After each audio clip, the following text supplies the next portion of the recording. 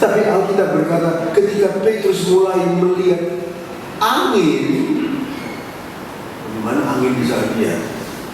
Orang tidak bisa lihat angin, saudara.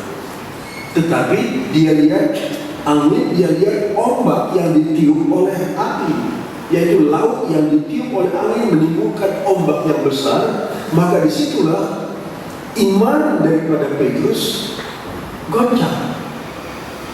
Lalu dia mulai tenggelam. Dan kalau dia mulai tenggelam, kita membaca bagaimana cepatnya Yesus datang untuk menolong dia. Haleluya. Yesus tidak mau kita tenggelam. Yesus tidak mau begitu saja kita akan binasa. Tetapi Yesuslah yang datang mengangkat dia. Begitulah kita membaca bagaimana Yesus sebagai manusia. Tapi waktu dia bangkit dari kubur, mempunyai tubuh yang lain dari sebelumnya. Tadinya dia adalah manusia, dia lahir dan jadi sama dengan manusia, kata Alkitab. Nah sekarang ini dengan kebangkitannya dia mempunyai tubuh yang luar biasa. Waktu dia lahir di dalam dunia ini sebagai seorang bayi, dia dilahirkan oleh seorang ibu yang mengandung sudah sekian bulan, lalu lahirlah Yesus itu sama seperti manusia biasa. Tetapi sesudah Yesus bangkit, sesuatu terjadi yang luar biasa. Dia diangkat naik ke atas tanpa ada sayap lantas dia naik, dia diangkat. Nah, sebagaimana kamu lihat dia naik, diangkat untuk naik ke surga, maka begitulah juga dia akan datang kembali. Nah, saudara-saudara, itu sudah dinubuatkan.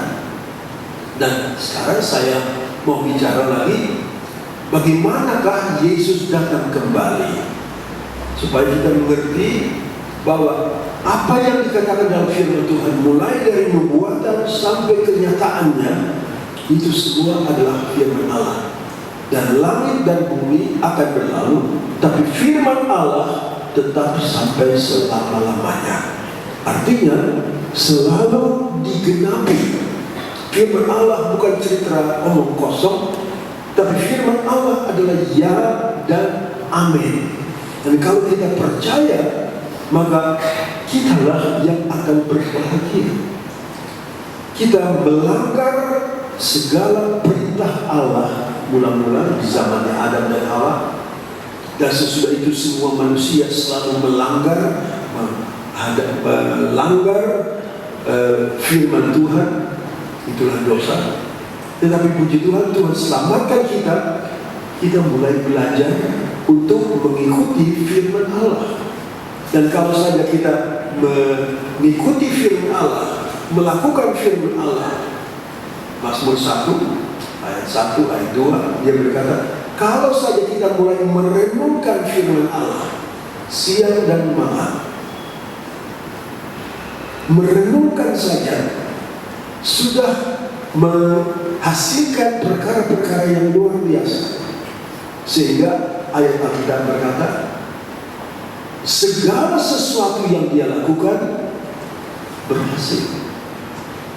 Nah, apa saja yang kita tidak ingin agar berhasil dalam hidup kita, kita membuat rencana,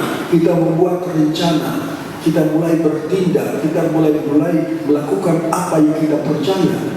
Saudara-saudara, tapi berapa banyak kali kita tidak berhasil.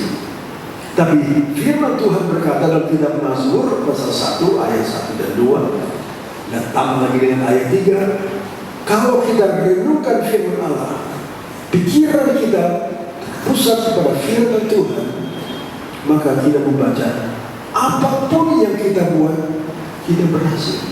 Dan orangnya sendiri begitu segar hidupnya, begitu kuat hidupnya, sehingga dia diumpamakan seperti pohon yang bertumbuh di dekat air. Ada air yang membawa kehidupan. Nah, itulah pohon yang bertumbuh dekat air itu. Dia bertumbuh dan dia mengeluarkan buah.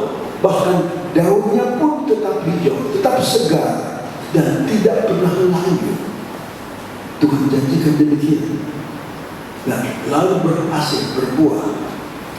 Nah, sekarang kita lihat bagaimana Tuhan Yesus sudah naik ke sorga. Orang melihat, tentu orang mulai menunggu, mulai memikirkan, Yesus sudah naik ke sorga. Mereka lihat dia naik ke sorga dan mendengar bahwa Yesus akan datang kembali. Tentu orang mulai berkata, kapankah Yesus akan datang kembali? Itu tentu pertanyaan. Kalau orang yang berkata, aku pergi, tetapi aku akan datang kembali, dia tidak kasih tahu kapannya. Tetapi orang yang mendengar bahwa dia akan kembali, tentu sudah bertanya, kapan engkau mau kembali?